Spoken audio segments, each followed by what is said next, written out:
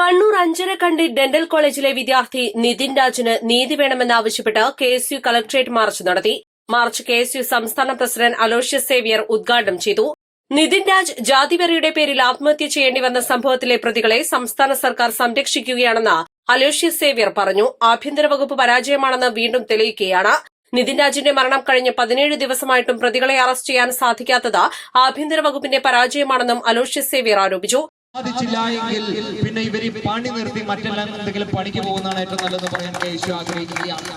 ഇവിടെ ഞങ്ങൾ മനസ്സിലാക്കുന്നത് ഈ പറയുന്ന റാം എന്ന് പറയുന്ന അധ്യാപകനും ആ ക്യാമ്പസ് നടത്തുന്ന അതിന്റെ മാനേജ്മെന്റിനും പൂർണ്ണമായിട്ടുള്ള സംരക്ഷണം കൊടുക്കുന്നത് പിണറായി വിജയനാണ്, പിണറായി വിജയന്റെ സർക്കാരാണെന്ന് പറയാൻ കെഎസ്യു ആഗ്രഹിക്കുകയാണ്.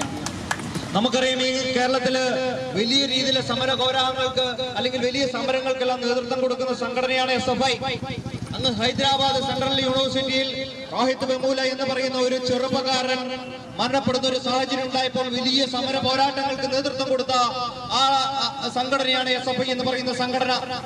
ആ സംഘടന ഭരണകൂടത്തിനെതിരെ വലിയ രീതിയിലേക്കുള്ള പ്രതിഷേധങ്ങളും മുദ്രാവാക്യങ്ങളെല്ലാം നയിച്ച് മുന്നോട്ട് കൊണ്ടുപോയ സംഘടനയാണ്.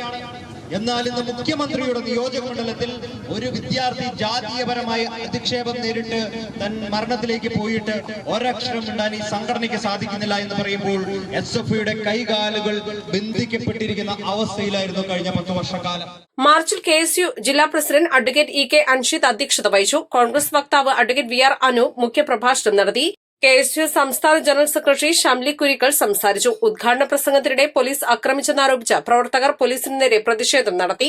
East live, Malappuram. പരിക്കുകളെ ഇനി പേടിക്കേണ്ട.